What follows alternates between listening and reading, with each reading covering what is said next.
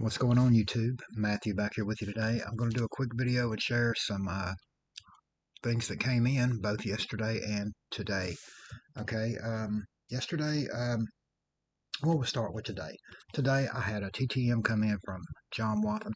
This had actually been out for a very long time, about 10 months when I checked online. I use SCF as well as sportscollectors.net. Sports Card Forum is what SCF is.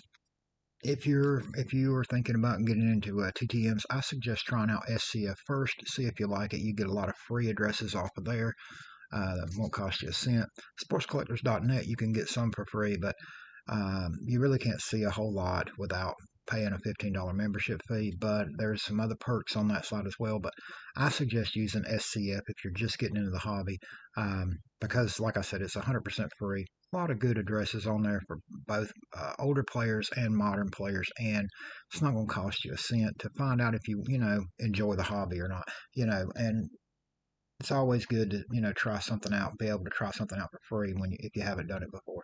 Anyway, Mr. Wathan sent back. He is a very good signer by mail, has been for years, longtime player for the Kansas City Royals and manager.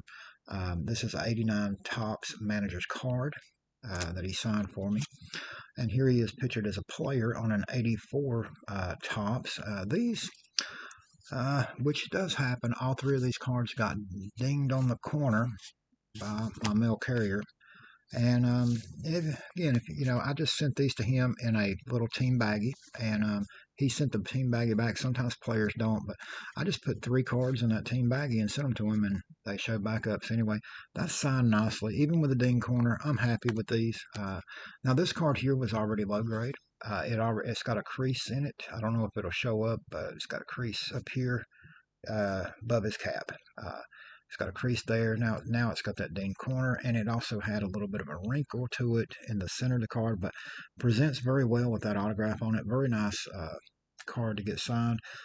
Usually I'll take low grade cards that I get when I have a lot of commons, especially from these 2 sets where I was putting together handmade sets some time back, and picked up, actually at a yard sale about a year and a half ago. I picked up a box. It was a mixture of 1976 through 1979 Topps cards, most of which were 1978, but there was a lot of the other 3. Just there was more 78s than there were anything else, but it was probably a total of about 7,000 cards total, and most of them in low grade though. It even included some stars, but they were too mostly low grade. This was, as far as corners, this was one of the better examples, because a lot of the cards in that set, in that box lot, had some badly rounded corners. A lot of cards with creases. Some, again, not that bad, but overall, the box, I would say, was in poor to very good condition, with a few exceptions being maybe in the very good plus to EX minus range. But I bought a whole box of cards, 70s, mid 70s cards at a yard sale about a year and a half ago. Gave the guy $25 for it, and he was tickled to get rid of them. He had them, he said, since he was a kid, and he just, wanted to get them out of the way. So I was tickled to get them for that.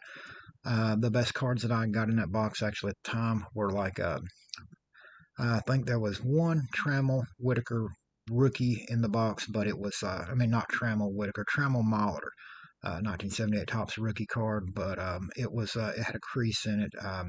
But still, there was one of those in there, and there was a there was some nice star cards. I remember getting a 1977 Thurman Munson that was in pretty good shape, with very limited wear on the corners, but it and didn't have any creases. Just some edge wear, lightly, lightly softed corners. But there was a lot. That was Reggie Jackson's.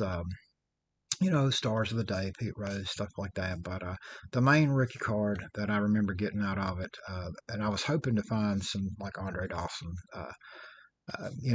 stuff like that, Ozzie Smith. No, but a lot of nice cards for TTM, And also about a year ago, I bought a flat rate medium flat rate shipping box full of 84 Topps cards off of eBay.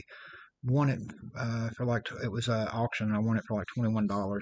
It was worth it to me to get as many cards as I got out of it. That were that was actually a few stars in it, but it was mostly commons. But got a lot of cards out of it for TTM, and it helped me finish out a complete set, hand collated set of 84 tops that I put together out of that, like what I got out of that box, along with other ones that I had. That is pretty much EX. Excellent condition, not near mint or anything, but not poor either. It's about a mid grade set, and and that's what I like to do when I can come across good deals on older commons, especially. This is a set from my early days as collecting as a kid. I started collecting in big time started collecting in 1982 with 82 tops, and this is 84 tops, and 78 tops is a set that has a lot of sentimental value to me.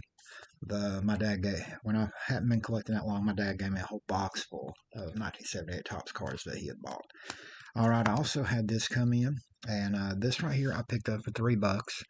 Um, the seller in a Facebook group had this in a listing with a couple of dozen other cards that were all $3 a piece. I grabbed this one, 61 tops. It's not in perfect shape, but it's not in bad shape. Corners decent, like lightly, feathered, but not really rounded.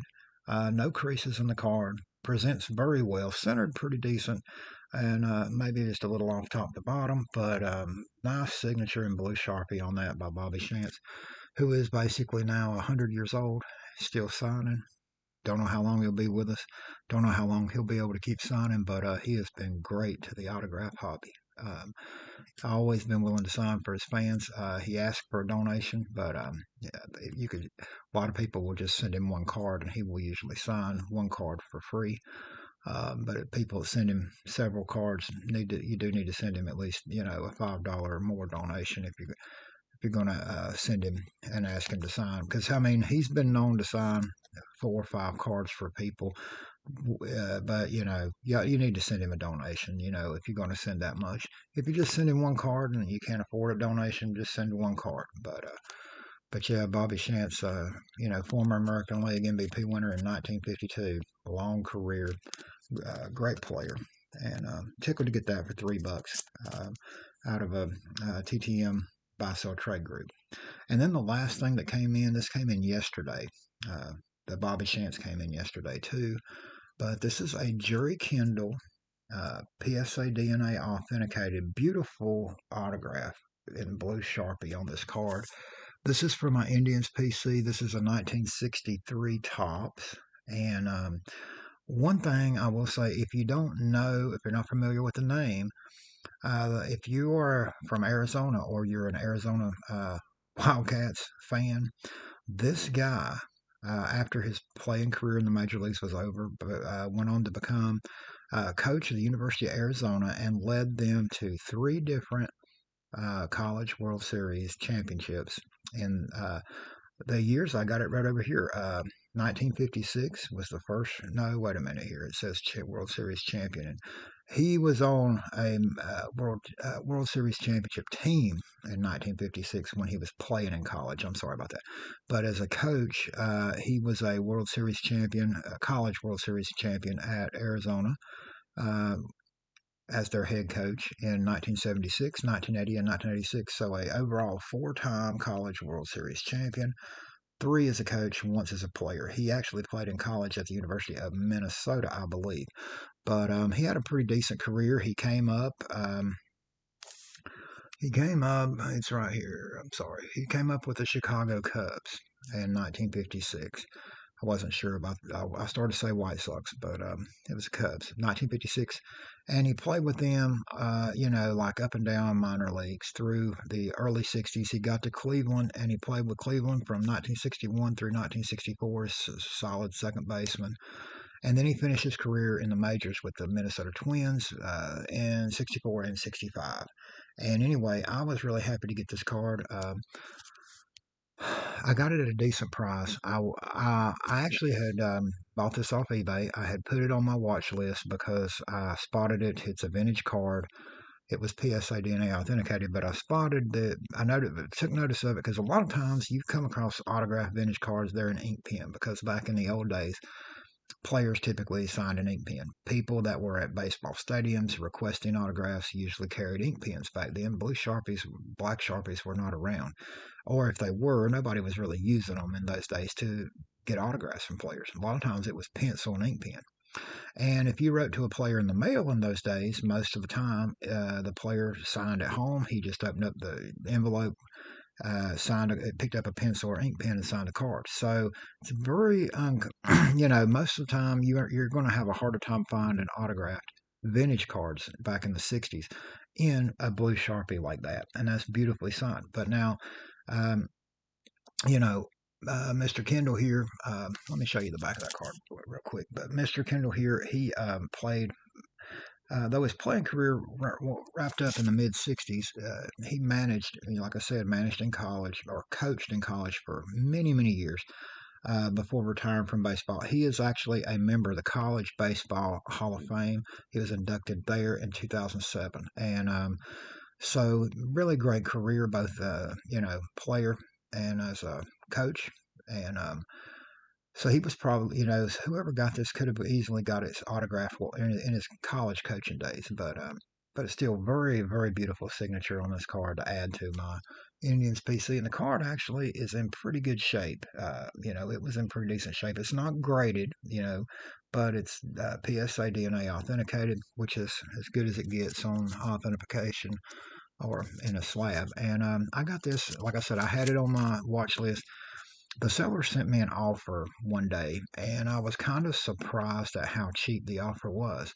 So I clicked on it, and what it was, he already had started some kind of sale or something where this card was one of several listings that he had already made like 25% off, and then he made me an offer that was about $4 cheaper than that. So I ended up picking this up. I got it for $12. Might as well just go ahead and say it. Got it for $12, and I'm thrilled to get that at that price because and I'm talking about $12 shipping and all. And you're not going to get any card. Like if let's say I had bought this card from somebody else and I wanted to get it authenticated and I wanted to send it to PSA, you're not going to get anything authenticated by PSA for no $12. Okay. And to get a vintage autographed card like that for $12, and it's a former Indian that'll go nicely in my Indians PC. I'm thrilled with that. And so anyway, that's the video. Last 2 days mail. I got Mr. Bobby Shantz turned upside down there. I'm going to put him in a top loader. I'm going to put these three in a TTM binder, and that right there in the Indians PC. Thank you all for watching. Be back again soon with more videos.